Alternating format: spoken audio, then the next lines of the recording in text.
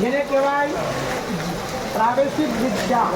એટલે આ ગુરુદેવ તરફનું આપણું પેલું ડગલું છે કે જેના કૃપાપાત્ર બની, જેની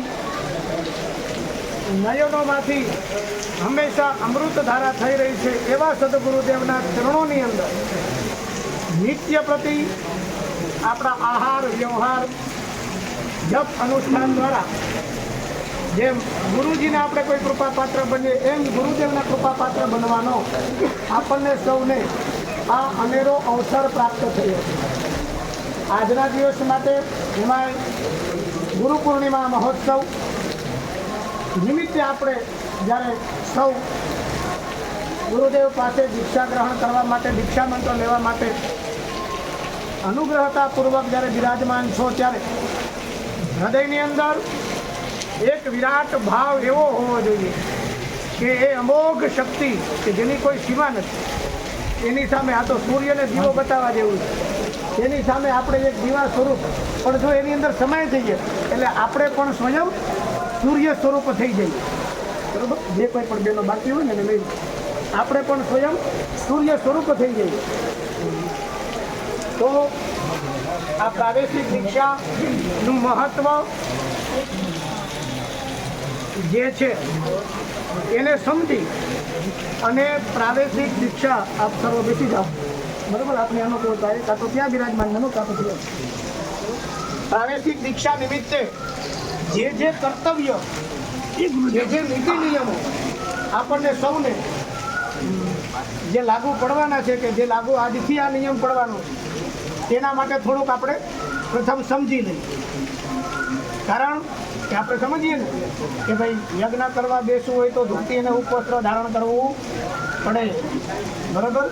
એવી રીતે દેવો ભૂતવા યજેત દેવમ, દેવ બની અને દેવની પૂજા કરવી પડે. તો એના માટે પ્રથમ પાત્રતા કેળવવા માટે અત્યારે આપણામાં કોઈ પાત્રતા છે નહીં. આપણે તો આ સચરાચર જગતની અંદર અધમમાં અધમ પ્રાણી આપણે છીએ એમ માનવા. પણ ગુરુના કૃપા કટાક્ષ દ્વારા આજ પેલું ડગલું મેં મારા ગુરુ તરફનું પેલું ડગલું હું આચરણ કરવા માટે જઈ રહ્યો છું. અને એમાં એની જે આજ્ઞા મારી ઉપર જે હશે, જે મને આજ્ઞા કરશે એ મારા માટે શિરોધાર્ય રહેશે અને એ જ રીતે હું મારું આગલું જીવન વ્યતીત કરીશ. તો બધા પાસે આ પ્રાદેશિક દીક્ષાના ટેમ્પલેટ આવી ગયા છે. બરાબર? તો આપણે થોડુંક એમાં સમજી લઈએ કે દીક્ષા ગ્રહણ કરવી એટલે ખાલી મંત્ર લઈ અને 5 લાખ મંત્ર જે ગુરુદેવને અર્પણ કરવાના છે અર્પણ કરી દીધા એટલે આપણું કર્તવ્ય પૂરું થતું નથી. આજથી આપણું નવું જ જીવન શરૂ થાય. જેમ આપણે નવો જ જન્મ એને કહીએ ને, જન્મનામ જાયતે શુદ્ર સંસ્કારાત બીજોત્તયે. જન્મથી બધા શુદ્ર છે, પણ આપણી અંદર જેમ જેમ નામકરણ સંસ્કાર, કર્ણવેદ સંસ્કાર, ઉપનયન સંસ્કાર, એ બધા જેમ સંસ્કારોનો આપણી અંદર ઉદય થયો એટલે આપણે કોણ બન્યા? દ્વિજ. બરાબર? બાકી આપણે તો જન્મનામ જાયતે શુદ્ર. જેમ જેમ સંસ્કારોનું આપણી અંદર સિંચન થયું એમ આપણે જેમ વિજયત્વ પ્રાપ્ત કરી. તો આજે આ ગુરુના કૃપાપાત્ર બનવાનો આપણી અંદર સંસ્કાર જે સંચિત થવા માટે જઈ રહ્યો છે. તો એમાં ગુરુની કૃપા પ્રાપ્ત કરવા અને ગુરુદેવની આજ્ઞા શું છે, આ જે છે એ નિયમ સ્વયં ગુરુદેવ કહે છે. બોલું જોવું પણ સ્વયં ગુરુદેવ કહે છે એવી આપણે ભાવના કરવાની. પેલો નિયમ છે દ્વિજે, એટલે કે બ્રાહ્મણોએ ત્રિકાળ સંધ્યા વંદન યથાવિધિ કરવાનું. આજથી જે બ્રાહ્મણ છે એને ત્રિકાળ સંધ્યા કરવાની અને દ્વિજે જ કરે. જે બ્રાહ્મણ નથી અથવા તો જે હું યજ્ઞોપવિત ધારણ કરેલ નથી એમને સવાર સાંજની સંધ્યા કરવી. કારણ કે જેમ કીધું એમ બ્રાહ્મણો માટે ત્રિકાળ છે, પણ તમારે પણ સવાર સાંજ સૂર્ય ઉપાસના છે. સ્ત્રીઓએ પણ સૂર્ય ઉપાસન સવાર સાંજ કરવાનું. બહેનો તમારા માટે પણ છે. સર્વએ મંત્રોના શુદ્ધ ઉચ્ચાર અને તે મંત્રોના અર્થો અને ભાવો અવશ્ય જાણવા. જેમ કે આચમન લઈએ છીએ તો તેમાં સ્વપવિત્ર હસ્તેના મુક્ત કનિષ્ઠિકાંગુષ્ટેના ગોકર્ણકૃતિ હસ્તે રીતે જલંતી પ્રાશ્ય આદિ બધા જે નીતિ નિયમો છે એ ખબર નથી તો આપણને ખબર હોવી જોઈએ ભાઈ આચમન લઈએ ત્યારે કનિષ્ઠિકા અને અંગુષ્ઠનો સ્પર્શ થવો જોઈએ નહીં. પછી જે આ છે એ દેવ તીર્થ છે, આ છે એ ઋષિ તીર્થ છે, પિતૃ તીર્થ છે, આ છે એ ઋષિ તીર્થ છે અને આ છે એ મનુષ્ય. એટલે અહીંથી જ લેવાય, પછી અહીંથી પાણી પીવાનું નથી. તો એવી જ રીતે આચમન પછી પ્રાણાયામ કરો છો તો પ્રાણાયામની પાછળનો પણ અંદર રહેલા કચરાને ઉચ્છ્વાસ રૂપી હું બહાર કાઢું. પછી અમુપ્રાસન સૂર્યશ્ચ મામન્યુશ્ચ કરીએ છીએ તો એ મારા શરીરની અંદર શુદ્ધ સાત્વિક સ્વરૂપને દ્રઢ બનાવવા માટે હું કે મારા ગત રાત્રિના કે ગત દિવસના થયેલા પાપોને મનસા વાચા હસ્તા વ્યામ પદવ્યામ ઉદ્રેણ શિષ્ણાના ત્રિસ્તદવપતો યત્કિંચિત દુરિતમ મયી નમઃ મા મૃત્યોનો સૂર્ય જ્યોતિષી જુહોમિ સ્વાહા. તો એ જે આપણે આચમન લઈએ છીએ તેની પાછળનું જે મહત્વ છે એને પણ સમજવાનું. અર્ઘ્ય આપો છો તો શું કામ? પછી અગમર્ષણ છે તો ઉચ્છ્વાસ દ્વારા બહાર કાઢેલા મારા આ જે કંઈ પણ રાગ અનુરાગ જે કંઈ છે એને હું એ ઉચ્છ્વાસ દ્વારા હું મારે અંદર રહેલા ષડ રિપુઓને હું નાશ કરું છું. ભગવાનને અર્ઘ્ય આપીએ છીએ, ભગવાનની સામે આપણે ઉપસ્થાન આદિ કરીએ છીએ, ગાયત્રી જપ જે કરીએ છીએ તો એ બધાની પાછળ કંઈક ને કંઈક રહસ્ય રહેલું છે. તો એના ભાવો અવશ્ય જાણવા, મંત્ર વડે કરવાની ક્રિયાઓ અને મંત્રોના ભાવ સમજી મનને એકાગ્ર રાખી અને નિર્દોષ રીતે કરવી અને પોતાના જીવાત્માને પરમ આનંદરૂપ બ્રહ્મમાં જોડવાના જે સંધ્યાના હેતુ છે એને સ્મરણમાં રાખી અને સંધ્યોપાસન કરવાની.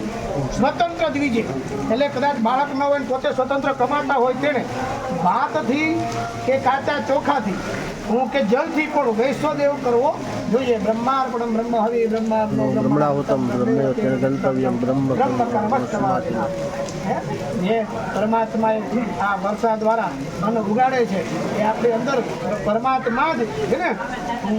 અન્નમ વિષ્ણુ રસો અન્નમ બ્રહ્મા રસો વિષ્ણુ ભુક્ત્વા હું એ જ ઉગાડે છે, એ જ મારી અંદર દયાને ગ્રહણ કરે છે, એ જ એનું પાચન પણ કરે છે. એને પણ ભાવના રાખવાની. હવે વૈશ્વદેવ એટલે એકલું મારે જમી લેવું એવું નથી. મારા સંપર્કમાં આવતા સર્વને પછી જે કંઈ પણ કોઈને ભૂખ લાગી છે તમે અડધું બટકું આપી દે તો પણ એ વૈશ્વદેવ છે. બરાબર, જલારામ બાપાને આપણે બધાને સમજીએ કે વૈશ્વદેવ એનો વૈશ્વદેવ કયો હતો. તો પ્રસંગમાં આવતા સર્વ ભૂખ્યા પ્રાણીઓને પોતાની શક્તિ પ્રમાણે અન્ન આપવા તથા એમના ઉપર દયા રાખવાના વૈશ્વદેવનો મુખ્ય હેતુ આ છે. એને પણ હું અને બીજું કે એનો ગૌણ હેતુ કે ઘરમાં થયેલી ક્ષુદ્ર હિંસા સર્વપ્રથમ ઉઠા સંજવારીવાળી કીડી મકોડા દેશી કૃષ્ણ પાણી ગાયું એમાં જે કંઈ પણ જીવ હિંસા થાય, અગ્નિ સળગાવ્યો અગ્નિ પ્રગટ કર્યો એમાં પણ જીવ હિંસા થાય, ચૂલો સળગાવ્યો કે પછી ગેસ બરાબર એમાં થાય.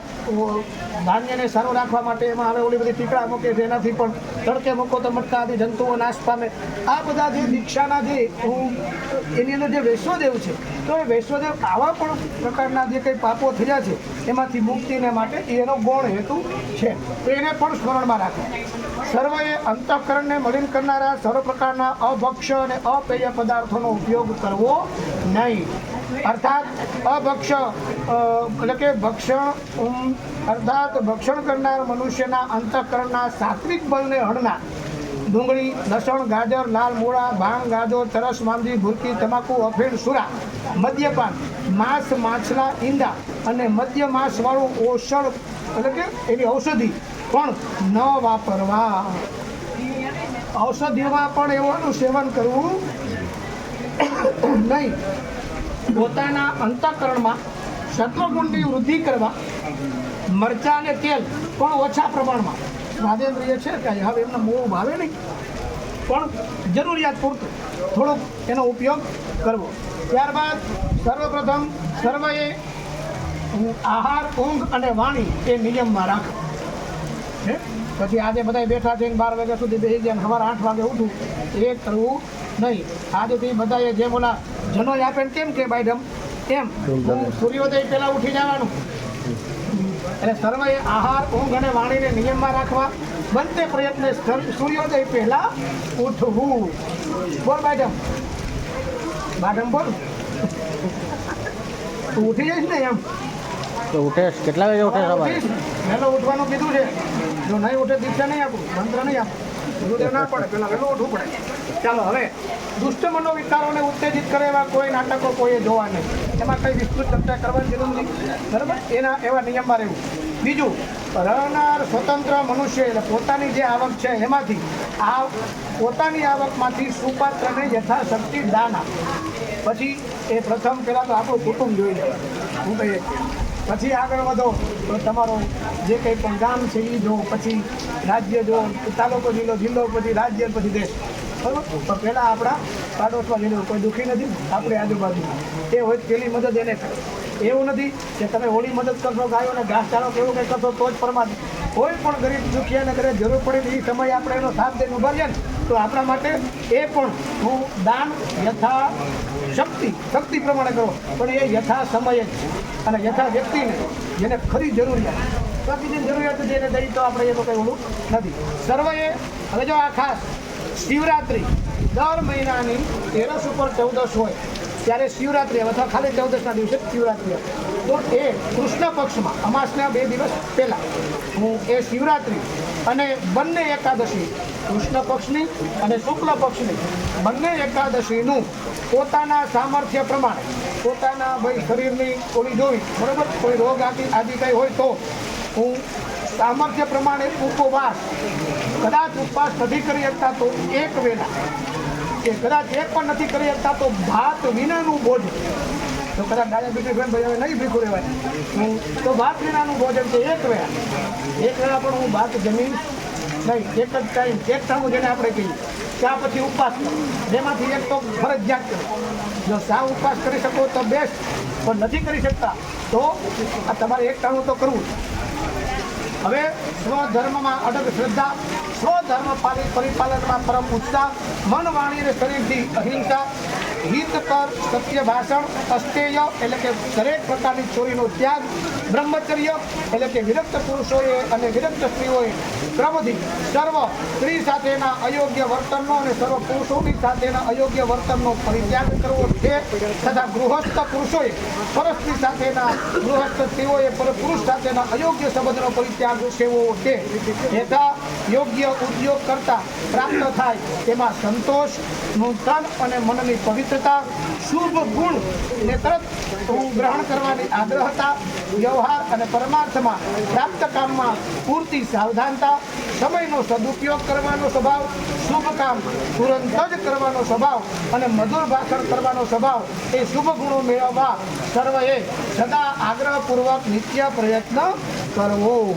આ પ્રયત્ન એક શુભ ગુણ મેળવવા માટે અમુક સમય સુધી લાગત ક્રમપૂર્વક, કોઈ દુર્ગુણ થતો હોય તરત આવી જાય 2-5-6 દિવસ, પણ શુભ ગુણ પ્રાપ્ત કરવા માટે થોડોક સમય જોઈએ. તો એના માટે નિયમિતતા લાવી અને ક્રમપૂર્વક તેમાં આગળ વધવું. પોતાનામાં જે કુસ્વભાવ પડેલો હોય તે સર્વએ ધૈર્ય અને સાવધાનતાથી, દ્રઢતાથી તેનો ત્યાગ કરી ઉત્તમ મનુષ્ય થવા માટે ઘણામાં ઘણો પ્રયત્ન સેવવાનો છે. એ સર્વએ સ્મરણમાં રાખવું અને તે જ પ્રમાણે પ્રયત્નપૂર્વક વર્તવું. કુવિચાર, અયોગ્ય વાંચન અને કુકર્મથી ઘણામાં ઘણું દૂર રહેવું. હવે આ તો નિયમો છે.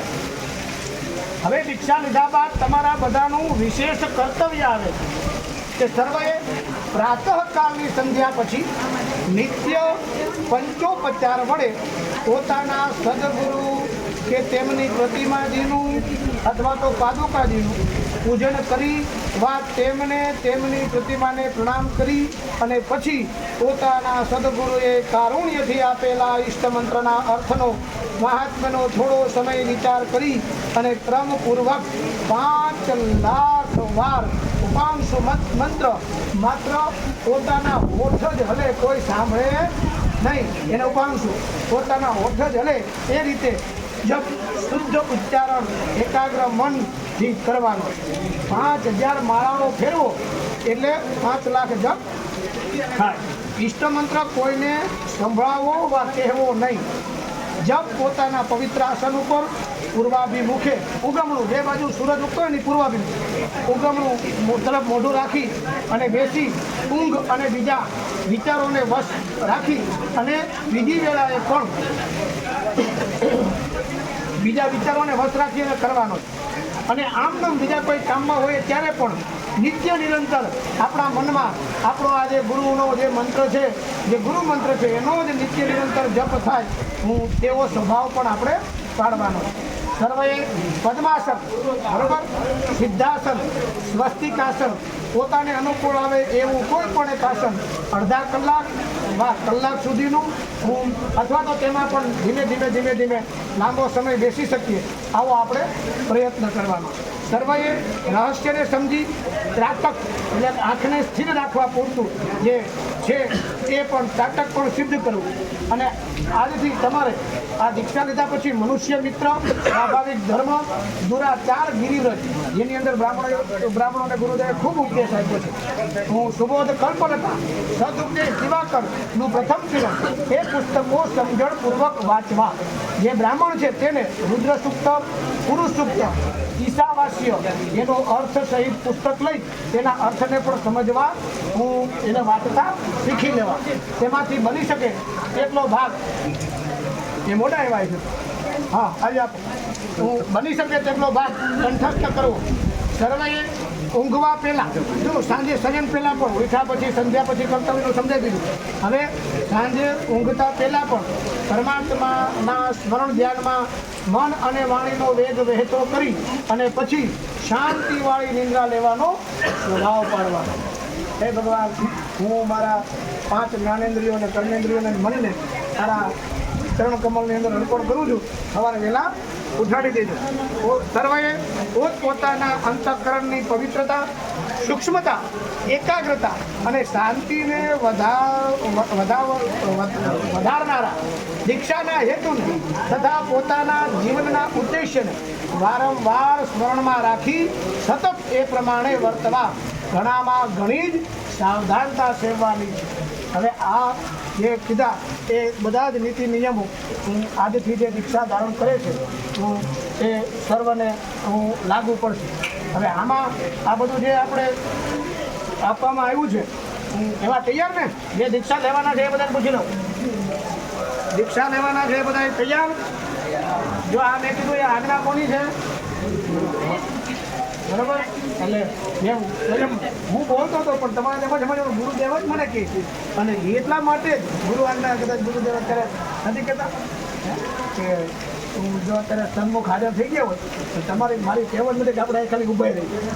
બરાબર. આપણે બધા માતાજીને બધાને આપણે બોલીએ પણ સ્વયં એમ માનો કે ગુરુદેવ સાક્ષાત અને એના જ આ તમને આજ્ઞા કરેલી. તો આમાંથી બને તેટલો વધારેમાં વધારે નિયમ, ખાસ શિવરાત્રિ, એકાદશીના એકટાણા અથવા તો ઉપવાસ અને જે મંત્ર દીક્ષા કીધી છે અને ગુરુદેવે જે આજ્ઞા કરી છે એ પ્રમાણે સિદ્ધાસન ને સ્વસ્તિકાસન ને કદાચ પદ્માસન વાળવામાં આપણને કદાચ 2-5 મહિનાનો સમય લાગે પણ હું શુભ આગ્રહ હતા જે કંઈ દુર્ગુણો હોય, કોઈ પરમાત્મા સિવાય કોઈ પૂર્ણ નથી, તો એનો ત્યાગ કરવાનો. અને જે પ્રમાણે કીધું છે હું સવારની સંધ્યા પછી ગુરુદેવનું પૂજન કે ઇષ્ટમંત્રનો દરરોજ જપ, પછી એમને કહું 2 દી ન કર્યા 3 દી કર્યા એમ નહીં, દરરોજ થાય તો જેટલા બને એટલા વધારે કારણ કે 5 લાખ મંત્રો થાય ત્યાં સુધી તો તમારે ગુરુદેવને અર્પણ કરવાના, પછીના તમારા આવી છે. તો એમ ધીમે ધીમે તમારી અંદર શુભ ગુણ દાખવવા, શુભ ગુણ પ્રાપ્ત કરવા માટે ઘણામાં ઘણો જ પ્રયત્ન કરજો. અમે પણ તમને હૃદયથી અમારી પણ શુભેચ્છા કે આ દીક્ષાની અંદર આપ આગળ વધી અને આ તો પ્રાદેશિક દીક્ષા છે, ત્યાર પછીના જે કંઈ સ્ટેજો છે એ ગુરુદેવ તરફથી આપણા મનની અંદર, અને નથી કહેતા કે ભાઈ સારા રસ્તે ચડો એટલે તમને સારું બધું પ્રાપ્ત થતું રહે, એમ ગુરુ કૃપા વિશેષમાં વિશેષ તમારા સર્વ ઉપર ઉતરે એવી અમારા દ્વારા પણ ગુરુદેવના ચરણોની અંદર ખૂબ જ હૃદયપૂર્વકની પ્રાર્થના. બરાબર. તો હવે જેનું નામ આવે એવો સર્વ અત્રે ઉપસ્થિત થઈ અને ગુરુ મંત્ર ગ્રહણ કરશે.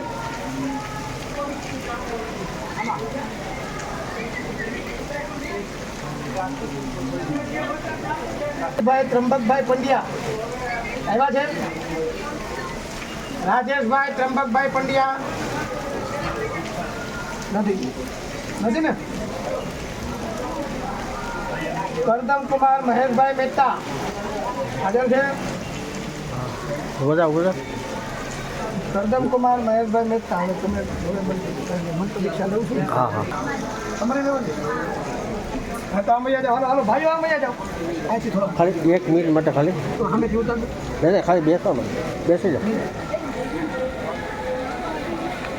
તમે આમ નહીં, ગુરુદેવની સામે. તું કોણ છે?